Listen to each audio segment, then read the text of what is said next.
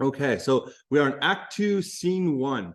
So the scene opens on the Otter Lake Preserve in an old lived-in house. There is a missing wall on one end due to the ongoing renovations. The house is empty until Janice appears in the doorway, alone and silent. The implications and memories of this house flood her. Finally, she enters and slowly glides through the room, taking in the texture and atmosphere of the house she was born in.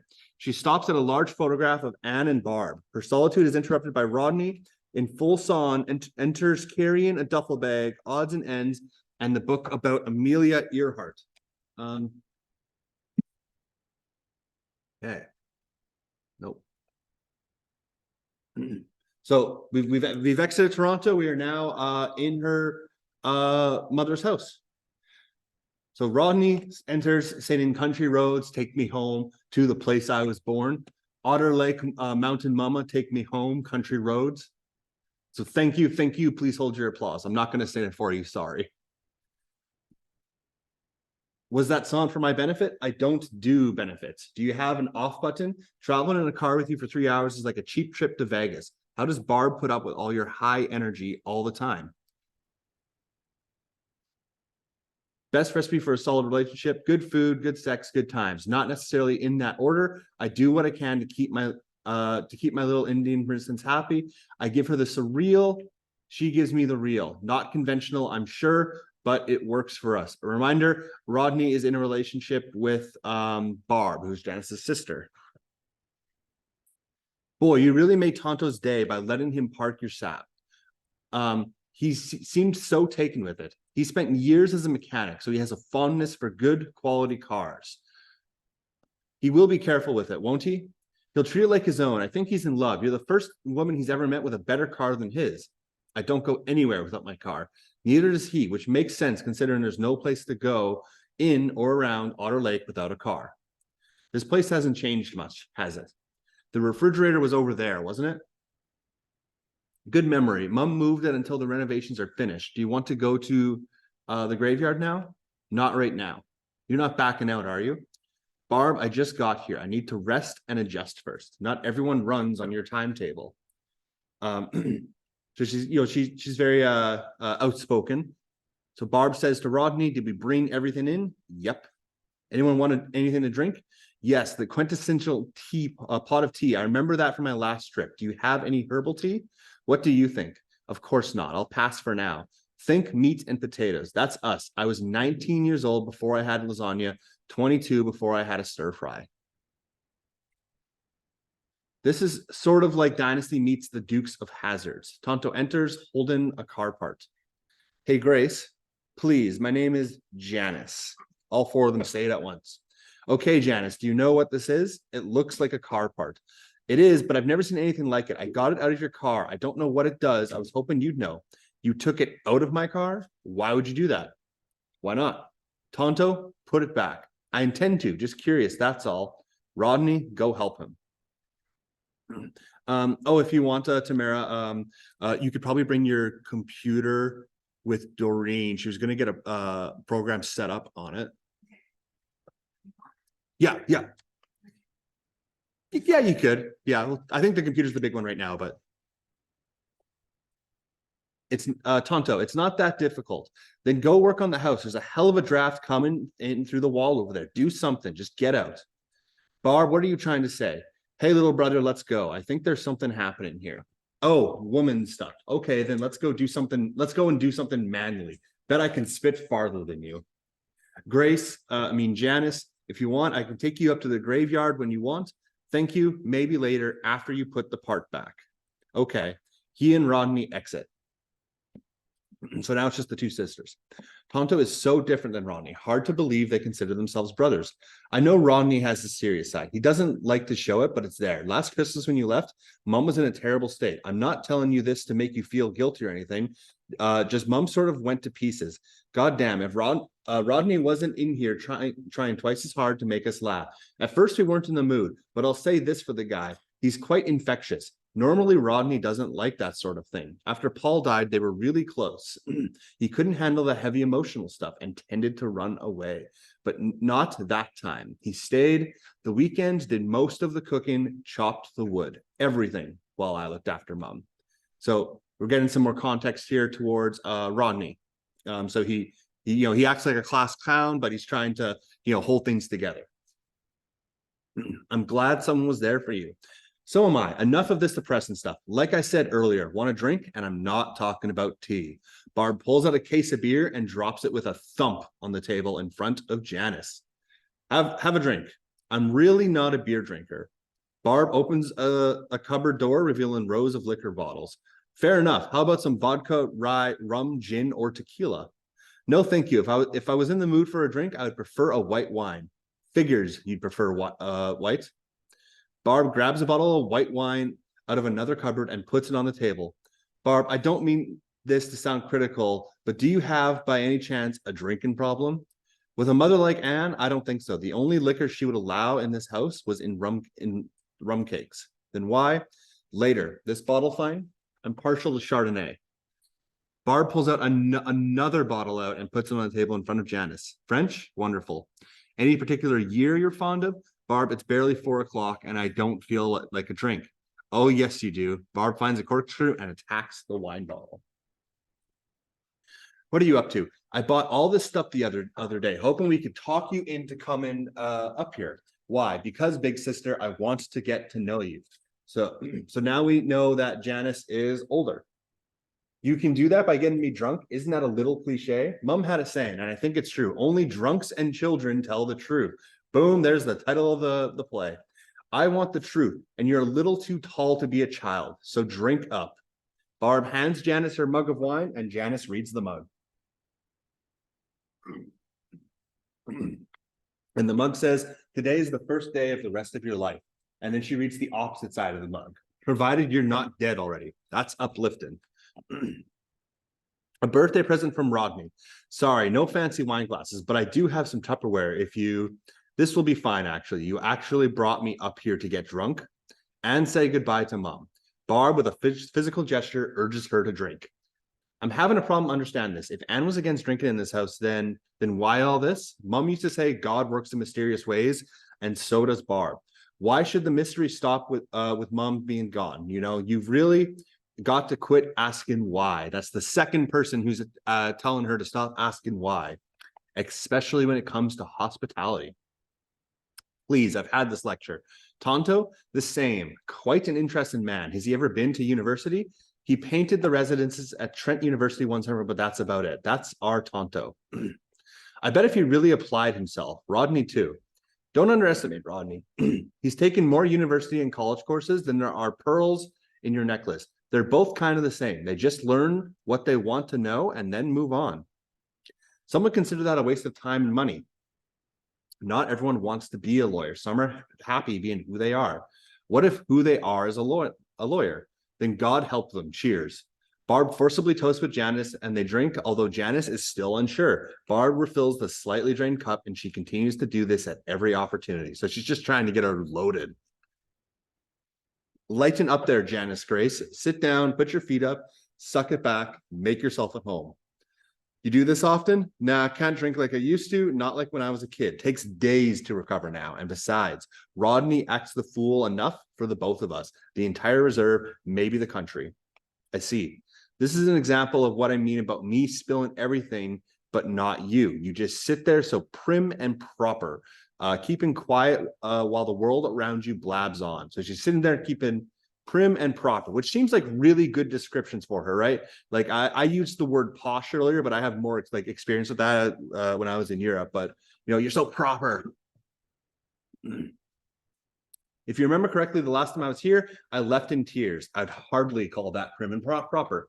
Yeah, but you didn't tell us why you were crying. Wasn't it obvious? Maybe, maybe not. The point is you ran away when you started crying, like it was a weakness. Families were created for that weakness. Barb the philosopher, Barb the realist. Reality is what you make it. No, reality is what it makes of you. Oh my God, I sound like Tonto. Can we do something about all this liquor? I feel like a drunken businessman will try to pick me up at any moment. You got it. They both get up and move the liquor to the counter.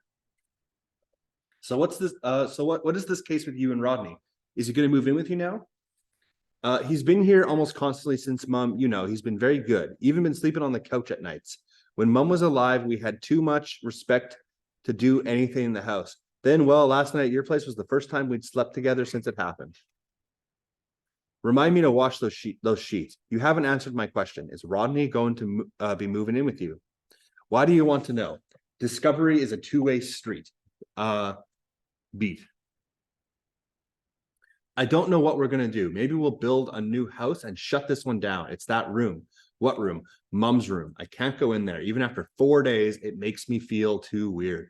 I just hope it doesn't turn into one of those dust-covered shrines weird old people have. Tell me about her, about Anne. I knew her for less than an hour. I want to know more. So Barb goes to the doorway of Anne's room. Let me show you something. Barb hovers in the doorway. I can't go in, Grace, but you'll have to. For the 1000th time, my name is Poynton right there. That package, get it. Barb returns to the table and Janice enters the room and returns carrying a wrapped box. What's this? Your birthday present from Mark. Mom was hoping someday you'd show up and she could give it to you in person. That's the kind of mother she was. And like everything else, that responsibility now falls to me. I don't like that attitude. Quit making me out to be a villain. I'm not. Are you going to open the present or not? In a minute. In a minute. Your first present from your birth mother, and you say, in a minute. These are unfamiliar waters for me. I want to take it slow and calm. That's why I left last time. It was too much too soon. I crumbled. 35 years stuffed into an hour. We did a little crumbling ourselves. Wasn't she buried beside Paul? That's her dad. Not her dad. Of course, and Dad. The funeral even made the local papers. Want to see? Please. Most of the reserve came, and quite a few from town. The only time she ever made the papers when she won that lottery money and when she died. I recognize the church from the drive-in. I take it she was well respected. Respect isn't the word. Mom was Mom. Everyone knew her. Who's that old woman in the wheelchair? Oh, that's Amy, Amelia Earhart. That's that pilot that they were talking about. Not that again. I'm sorry, I don't buy it. You don't have to buy it. Go look out the window. Go ahead. Hesitant but defiant, Janice goes to the window. You see that brown brick house way down there? Yes, that's where she lives. Amelia Earhart, who has been missing over 55 years, the focus of one of the greatest continuous searches in history, lives in a small brown brick building on the Otter Lake Reserve in Ontario, Canada. Why not? Elvis could be making lacrosse sticks in Six Nations for all we know. If that is her, then how the hell did she get here? Easy. Her plane went down in the ocean. The plane sank in 8 minutes with her navigator. She was picked up the next day by a Filipino fishing boat. No one spoke English and they didn't know who she was. 2 weeks later, she arrives at a small fishing port in the Philippines, traveling, what's that word? Incognito. All the time in the sun had made her very dark. She dyed her hair black, bought passage on a boat to the States. A month later, she's here. Simple. But why? It makes no sense. What's the motivation? Why here? This little out of the way Jerkwater Indian Reserve in the middle of nowhere. She was in love. We had a lot of iron workers come from around here. A lot worked in New York for months at a time. She met Adam Williams, the man who owned that house. But wasn't she married to some publisher type guy? But it wasn't much of a marriage. So you're telling me that Amelia Earhart ran off with an Indian iron worker just like that? You haven't seen our iron workers. It was the perfect opportunity. She was supposed to be dead. She was tired of all the publicity and headaches. Hello, Otter Lake. She liked this place for what this place had to offer. It became home. This is too weird. This is Otter Lake. I still don't believe you. Do you want to meet her? What? Want to meet her? I know she's home right now. We can go visit. I know she wants to meet you. Mom told her all about you. I don't know. Afraid of the truth? It's Amelia Earhart, and I'm going to prove it to you. Barb goes to the Winters and yells, hey, you two, come here. And then she says to Janice, get your shoes on. Do you think we should? Definitely. And the boys enter. You yelled, sweetness. I want you or him to drive us down to Amy's. Okay, sweetie? Sweetie, have you been drinking? The boys all see the liquor. Holy mackerel, where'd all that come from? Must be a Chiefs convention in town. You leave that stuff alone. That's for Grace and me. You got a stomach pump to go with it? Just drive us, okay? We'll take the rest. We'll take care of the rest. Let's go. Barb and Janice get up to leave. Oh, Barb, I'm out of wine. No problem. Got more, lots more. It ain't the Chardonnay, but around here we have a saying, beggars can't be choosers. You'll just have to force down this Bourgeois? I don't know how to say that. Philistines, no more Chardonnay. I'm going to complain with to the manager. Rodney, grab me a couple beers. I'm running low. And the women walk out giggling. What the hell was that? Be afraid. Very afraid. Off stage, Barb calls Rodney. Come in, dear. Rodney grabs some beers. You know what's going on, don't you? Relax. Things are going smoothly, just as I planned. Any smoother, they'll be unconscious. So at this point, they're both pretty liquored up. So we will read scene 2. So scene 2, it is approximately an hour later and a bit darker. The door opens and Tonto enters, supporting Janice, who is extremely drunk. Easy going, right in there. Hey, I've been here before, 36 years ago. She bursts out laughing drunkenly. Yeah, you're hilarious. So, okay, so we officially get her age. She is 36 years old. Yeah, you're hilarious. Rodney and Barb enter in the same state. I love you, Rodney. So do I. The two men dump them at the seats. What now? Barb, wine. That's Janice, 36? Janice is 36. Yeah. I mean, we kind of inferred that she's at least 35, but now we know she's 36. And so, that basically all confirms that she was part of the 60s scoop. Barb? We don't know exactly how old she is. We just know she's younger. Okay, they both burst out laughing. You realize this is one of the reasons I gave up drinking? And Barb looks up at the boys. Are you two still here? Yeah. Why? Why not? Janice laughs at her own joke. Girls' night out. To Tonto, you two. Maybe, you two should cut down a bit. It's Barb's idea. We're celebrating Anne. Yeah, well, I don't think it's right. Just like a man, just when you're having a good time, they go and pull out. Confused, Tonto looks at Rodney. Hey, she's not talking about me. You think maybe they're bonding a little too much? Was that your idea? So at this point, they're both really drunk, and she's let go of this proper persona, right? She's able to live in the moment a little bit more. My idea was to get them alone together by themselves somewhere. Maybe they can share a room at the detox center. Out. And they exit quickly. So now we're just left the two sisters. Okay, straighten up. It's time to get serious. Well, for two people who don't drink much, we're sure doing okay. Rodney is so cute, isn't he? Yeah, cute. That's the word I was thinking. Cute. Cute Rodney. Rodney the cute. Sir Rodney the cute. Barb, what's he like in bed? Is he any good? Let's find out. Hey, Rodney, come here. Rodney sticks his head in the doorway. Grace wants to know if you're any good in bed. For once, Rodney has no snappy retort. He quietly disappears back outside and they burst out laughing again. He is cute. Want another one? You betcha. I thought you didn't drink beer. Like you said, beggars can't be choosers. I haven't done this in years. Barb, do you think it was proper for us to go over to Amy's like this, in this condition, I mean? Oh, Amy. Amy could throw them back with the best of them. If anything, I think she found us funny. I wonder why. So what did you think of our little Amy Hart? My Lord Christ, you were right. That is her. I can't believe it. Believe it. And I can't believe you offered to represent her as her lawyer. That is so tacky. I know it. I know. It just sort of popped out. The lawyer runs deep, I guess. What was that she said to me in that language? It's called Anishwe, Ojibwe, for Christ's sakes. Will you get these things straight? This isn't kindergarten. Amelia Earhart speaks fluent Anishwe, Ojibwe. It gets stranger and stranger.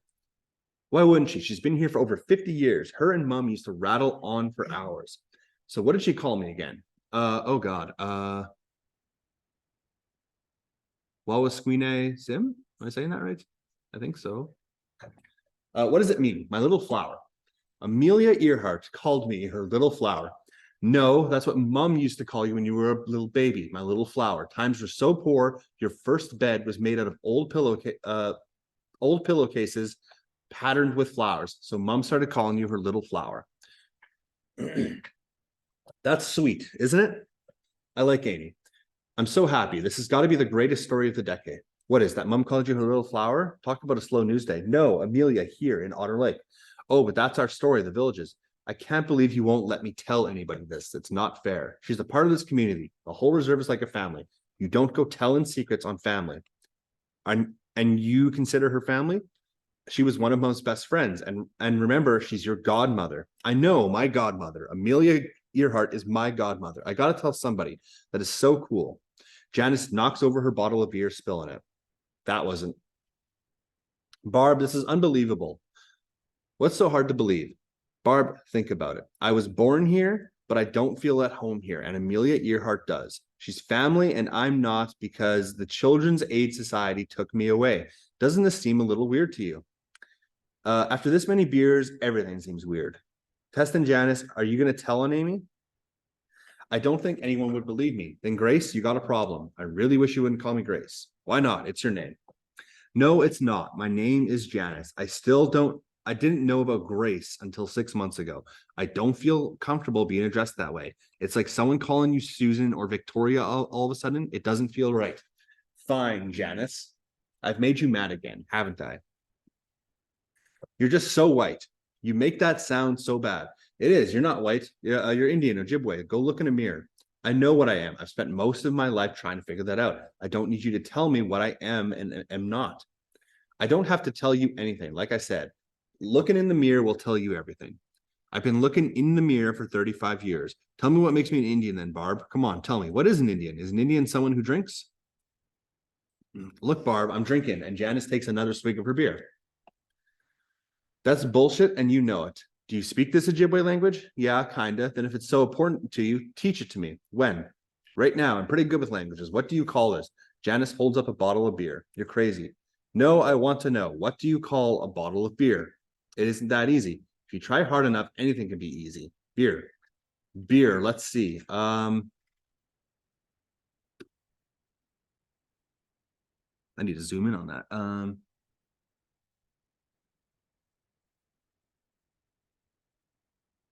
Shinkape Wabo? I'm butchering it. That sounds like it. They spend a couple lines trying to go through the various translations of it. I'm not going to try each of those.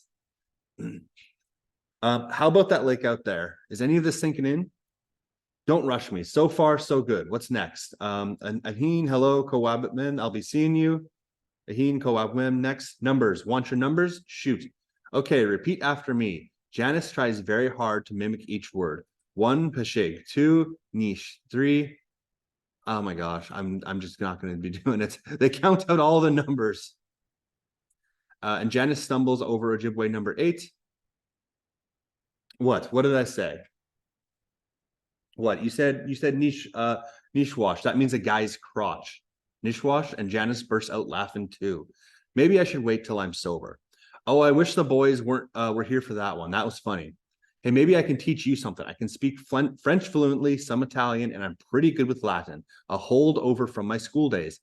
An Indian who speaks Italian and Latin. How do you say I want another beer in Italian? That would be Viola and Ultra Bira. Forget it. I won't even try that. And the correct answer would be C. Certamente. Certainly. Want to learn some French? No, thanks. 4 years of high school French taught me all I need to know. Quille à la salle de bain. Again, that was languages. I figure that with that under my belt, I can survive just about anything. Then I guess I have nothing to teach you. And Barb is silent for a moment. You could do me a favor. Me, what? You know about money, right? I mean, you obviously aren't hurting. Barb, are you hitting me up for a loan? Don't flatter yourself. It's all that money we got from the lottery Mum won. If you want, I can set you up with some good investment consultants. Why don't you look after it for us?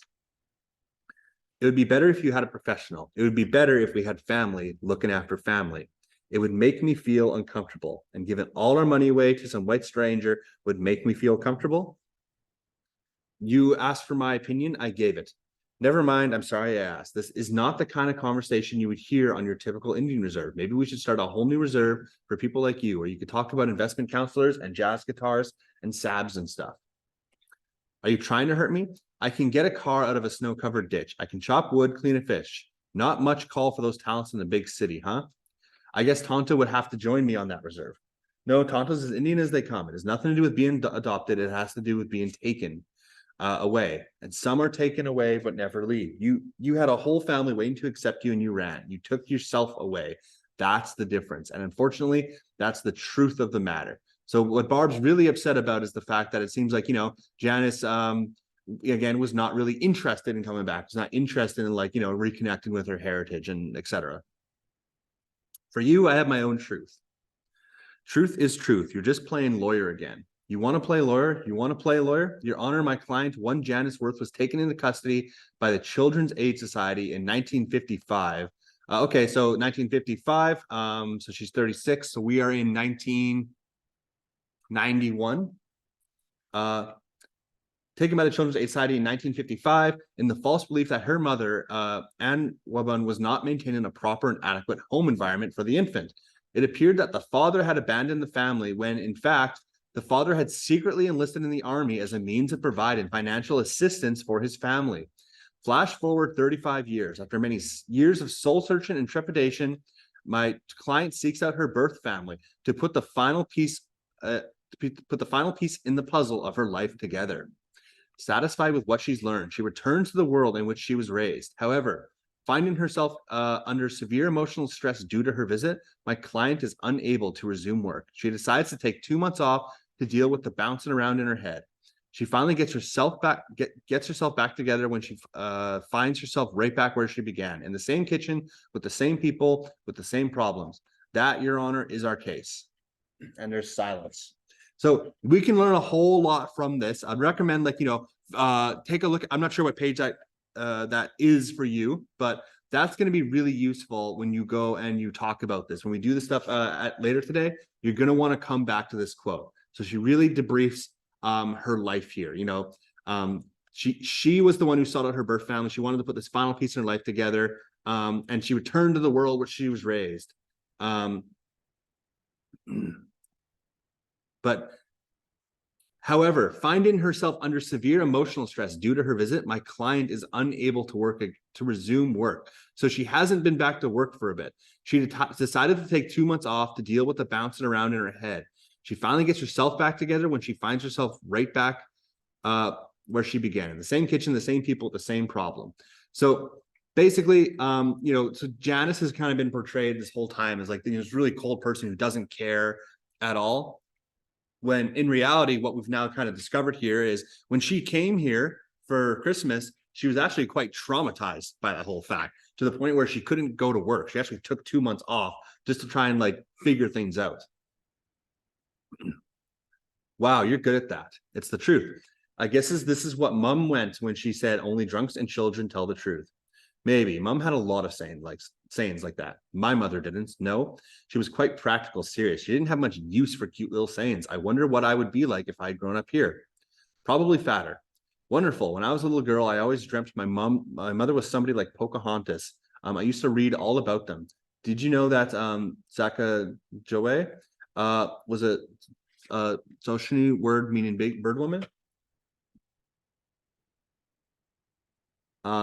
Benishque, that means bird woman in Ojibwe.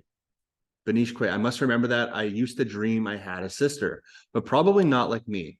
I seem to remember canoes and buckskin. I don't remember why, though. Couldn't have been me then. Never had a buckskin dress in my life, and I hate canoeing. My legs cramp.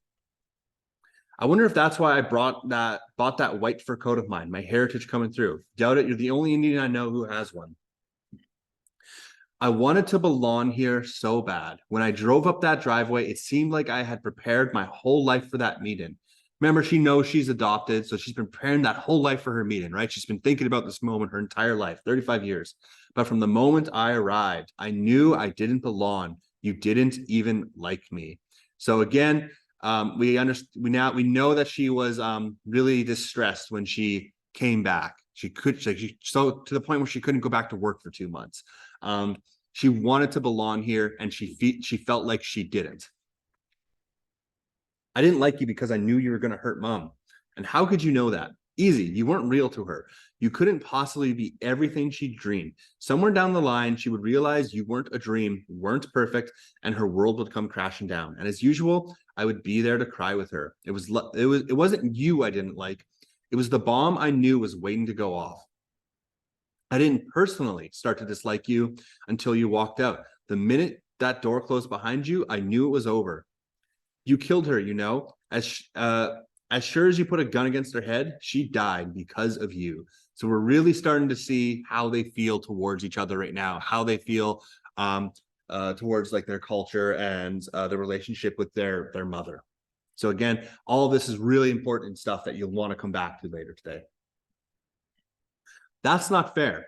No, it's not, is it? I loved mom. She loved you and you killed her. Quit saying that. When you left, you took her spirit, her will to live with you. She was dead long before last Tuesday. It just took a while for her body to catch up. Drink up, Janice. Janice punches Barb and she goes flying across the room, creating a loud crash. Don't you dare hang all that on my head. If you want to hate me, then hate me. But you have no goddamn rights to blame me for Anne's death. I'm part of this whole picture too. And Todd and Rodney come running in, alerted by the noise.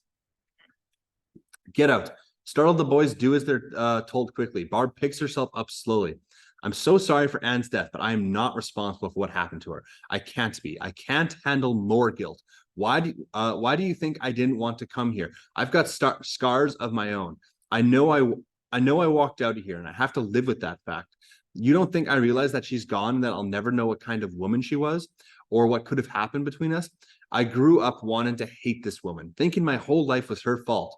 That's why I ran out of this house. I was all prepared to dislike and pity some old Indian woman that lost me because of alcohol. Instead, I find this wonderful, sweet, caring woman that had had her baby taken away by the system for no good reason. A baby she loved and fought to get back. I began to feel it all. I started to care, Barb, but I didn't want to care. If I care, I'll realize what I've lost. So we're really learning about how she feels about everything. So she, I've been preparing for this meeting my whole life, all 35 years. She was hoping that it was something she could just look back on and like forget, and it was not the case. She realized that her mom really really loved her and all this other stuff. I'm sure lots of feelings that have to go on there if you go through adoption, especially with the 60s scoop. Mom said you couldn't miss something you never had. She was wrong. I guess, Grace, you're all I've got left. I thought you didn't like me. My brother's dead, my father, my mother. I'm an orphan. I don't want to be alone. You've got Rodney. It's not the same. No, I guess it isn't. I don't feel well. Neither do I. Oh, your poor face. What did I do? Not my face, my stomach. I thought I hit you in the face. You did, I think, but my stomach. Can you help me sit down? Okay. Janice puts her arm around Barb and helps her over to a chair. Once Barb is sitting, Janice takes her arm away, but Barb grabs it. Thank you. Barb passes out, her arm knocking the birthday present on the floor. Janice goes to make her more comfortable. Poor Barb, I'm so sorry about your face and everything. Janice trips over the present on the floor. Drunkenly, she picks it up. Fighting tears, she opens the present, revealing a large dream catcher. What the hell is this? She notices a tag attached. She struggles to read it. Good dreams pass through the webbing. Bad dreams are caught and dissolved by the early morning light. Usually given to newlyweds to hang over the window in their bedrooms or to the mother of a newborn baby to ensure her baby will only have pleasant dreams. Newborn baby. Janice starts to cry. Slowly, she lays her head down on the table and passes out. The men enter tentatively, checking out the territory. Tonto lifts Janice's face, but it falls with a thud. Normally, that should hurt. Tonto examines the present. What's all this stuff? Nice dream catcher. Do you mind telling me what's going on? It worked. What worked? The plan. Barb's plan with a little coaching from yours truly. Oh God, what have you two done this time? They needed to bond and nobody bonds like a couple of drunks. But it's a false bond and drunks will kill each other over the last mouthful of booze. You're playing with fire. Firewater? Damn it, Rodney, this is serious. Alcohol doesn't solve problems, it creates them. I know, but the system messed them up royally. Something equally screwy had to mess them back down. Fight fire with fire. I used to work in a detox center. You didn't. Two wrongs don't make a right. Rodney approaches Barb. Look at her, sleeping peacefully. She just got drunk with her adopted sister for the first time. I'm sure there's a country song in there somewhere. Rodney, why did you do this? I told you. You told me what you did, but not why. There's something going on in that book-clogged head of yours. Let me have a peek. Anne. Yes, the car accident when Paul died. She never blamed me for that. Why would she? That wasn't your fault. He was coming to pick me up at the bar. I phoned him, remember? He wouldn't have been on that road if it hadn't have been for me. Half the village was giving me dirty looks, but God bless her, she never thought a bad thing about me. What a woman. So now we see a lot more how come like Rodney was he was around all the time towards the last couple months, and now we kind of see why he feels really bad, I guess, about what had happened to Paul. I would say guilty. Yeah, guilty. Yeah, that's the word. And all of this, I took part of her family away. I had to return another part. Barb planted the idea, but I cultivated it. Remember the stuff with the night blindness? Oh, Rodney, man. It's okay now, really. Barb moans and wakens. Rodney, right here, Barb. I love my mother. I know you do, sweetie, and she loves you. Put me in her bed. I want to sleep in there. Sure thing. Rodney helps the almost unconscious Barb towards the bedroom. Oh, genius. What do I do with this one? Put her in Barb's room. And Tonto, better get some buckets out of the back room. Good idea. Oh, you are going to be in pain tomorrow. And so that is the end of the scene. So we have quite a bit of developments here that have happened with this story. Let me get my stuff out.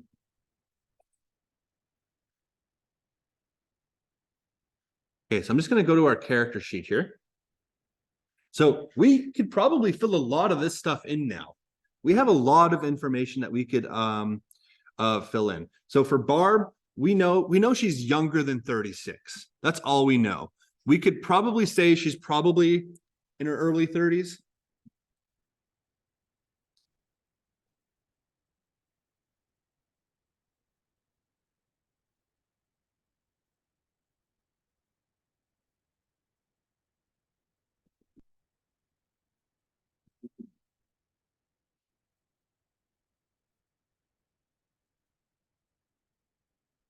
But so now we can start talking more about their psychologies, their morals, their emotions, their motivations. We know a lot more about all four of these characters now and how they interact with each other and with Anne and how they feel. So we're talking about Rodney. Now, if you remember, Rodney likes to act kind of like a class clown, right? Like he kind of likes to crack jokes all the time. So, but he was also quite I'm on my way now. okay, you bet. I'll take both booklets if that's okay. Yep. We give another one to Sarah. Yeah. Thank you very much.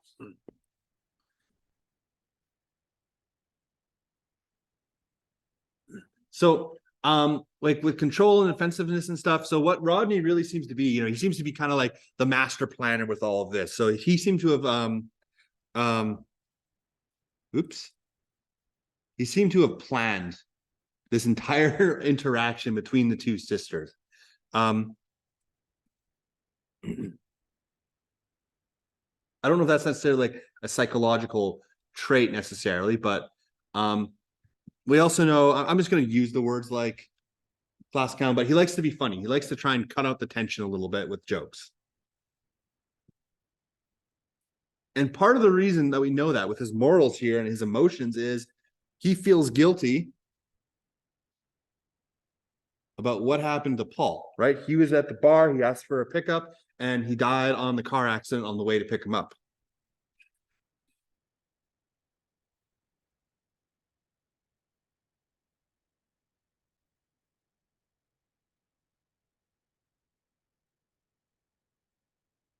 And so ever since then, he's always been around the house, trying to like take care of things, trying to, lighten the mood up. So he feels guilty, he feels responsible, and he's trying to like atone, I guess would be the word.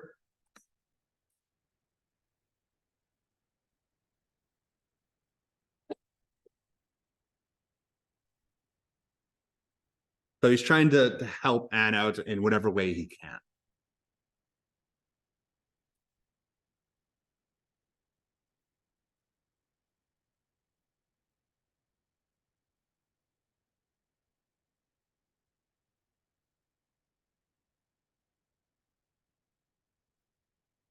So let's talk about Barb here. So this is the younger sister. How does she feel towards Janice?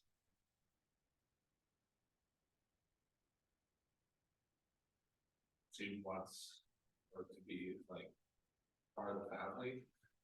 Yeah. So eventually we know that, she wanted Janice to be part of the family. But she also didn't like Janice at first, right? She did not like Janice at first. She doesn't want to be alone. Yeah, yeah. So she wants Janice to be part of the family because she doesn't want to be alone, is really what it is. And she also seems quite angry, which is understandable, right? She seems really angry at the hand she's been dealt. Her mom's dead, her brother's dead. She has a sister who, you know, she's never really met before and doesn't know anything about.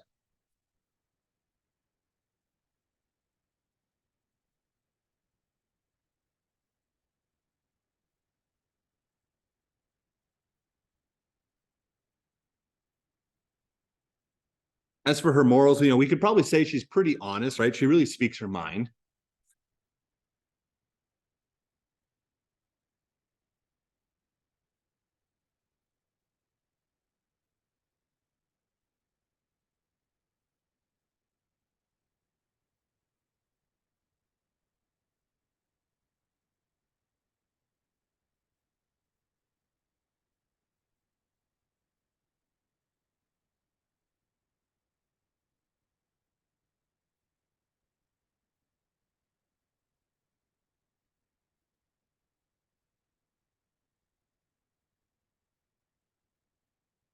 As for Tonto, he was actually probably the like the sidestepped character for these two acts. Like he wasn't really the main focus. A lot of the focus was more so on Rodney and Barb and Janice here, and also like the mother and stuff.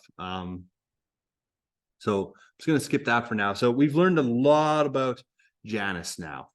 So her emotion. So when we first meet her, she seemed pretty cold, right?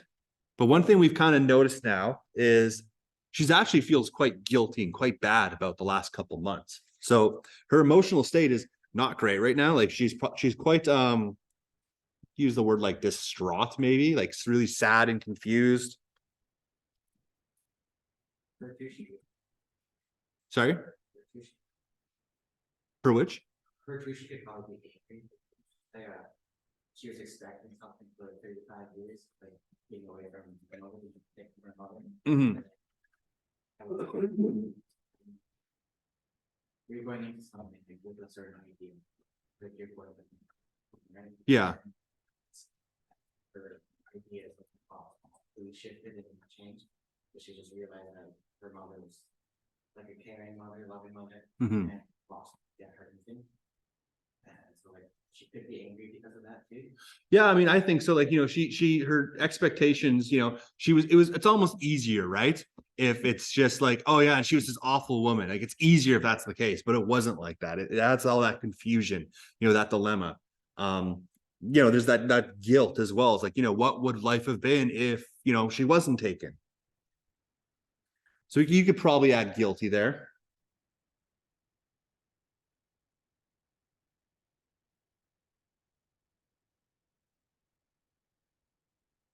If we're looking at like again, like going into like her psychology, she is quite like defensive. Like it takes a lot for her to finally break down those barriers and like talk about how she's feeling.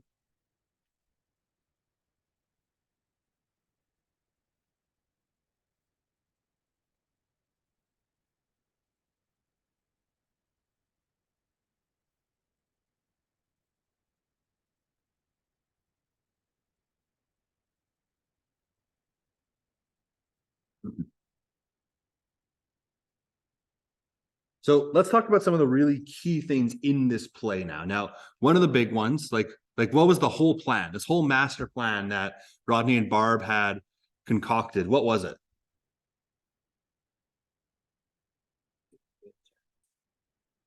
Yeah, get them alone and get them drunk, right? That was kind of the big plan here. So and it worked, right? Like they actually start talking. So when these two get drunk together and they visit, the word they used was Annie, like Amelia Earhart. That's a really big moment in the play.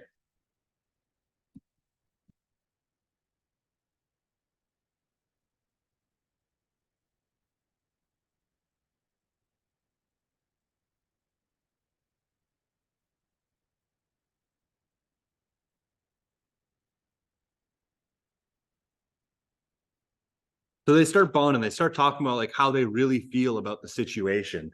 That's when what we really learn is that Janice, she was quite disturbed by the last couple months.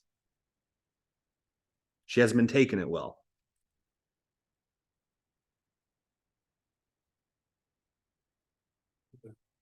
Oh,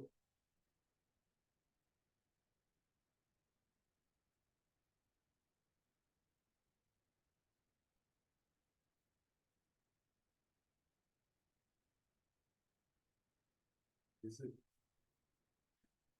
oh, Annie. Oh. Well, I guess it says Annie, but Annie, but yeah, Annie, like Amelia Earhart.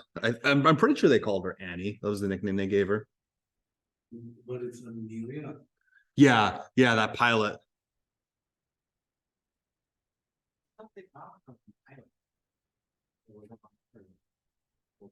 Well, this is technically a work of fiction, but yeah. Confused with that, 'cause I swear I heard the story of her and her navigator, they got torn apart from coconut nuts from Ireland. Oh, yeah. I mean, it is a work of fiction. Like somewhere in the book, it talks about the author's inspirations around it, but it is like a fictional thing that they just concocted. So we know that when they get drunk together, they start talking. We learn a lot about their motivations and what makes them tick. So really, we talked about this. Barb's main motivation now is she's all alone, and she wants Janice to be around. We know that she said that, but we also know that she part of this also seems spiteful, right? The whole reason they brought her here was because they wanted her to also visit like Anne's grave. You could almost argue like she wanted Janice to like kind of feel bad, like wants her to realize, hey, like look at what you missed out on.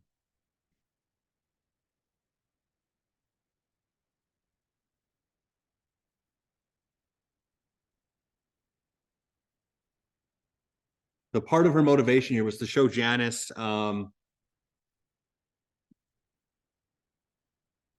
the family she missed out on.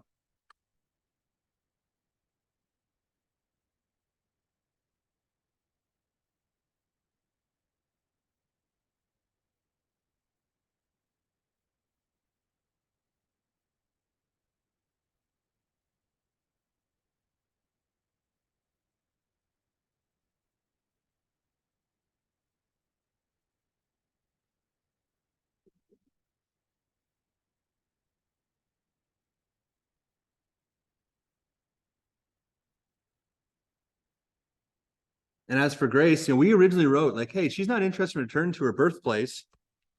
But this was kind of like a front she put up. In reality, we know that after visiting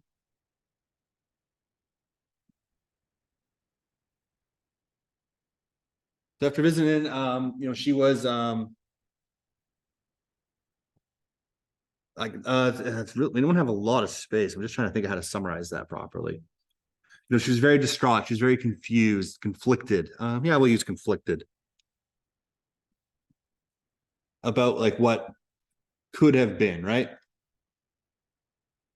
I'm sure anyone who has ever like had to deal with, adoption or living like with someone else beside their like birth parent has probably had those types of emotions, right? Very complex.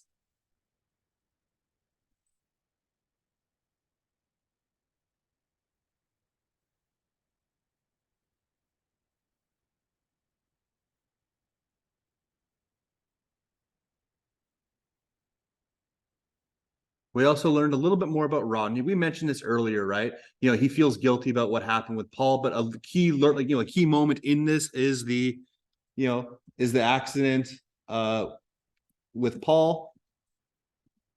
And then we also know that that's why he's like around so much. That's why he's he tried to lighten the mood a whole bunch. So he spends more time with Anne and Barb, and that's because he feels really guilty about it.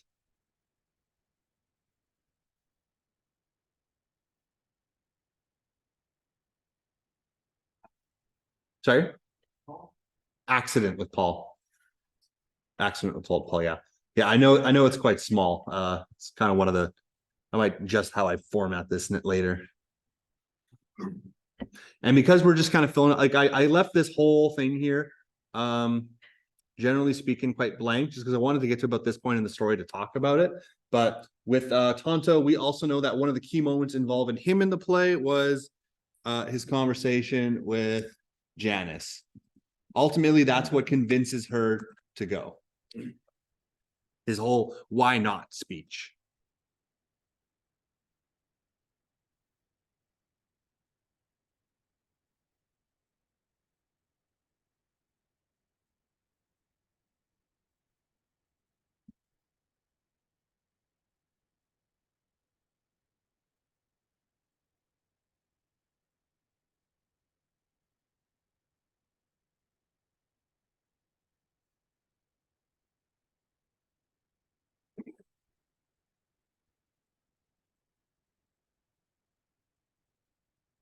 So we will finish up the play tomorrow.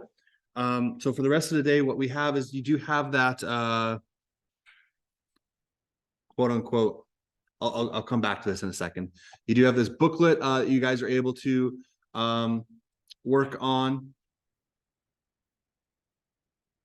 And if you have any extra time, you can be working on the essay. Remember, that is due on Friday. You do want to get that done as soon as possible.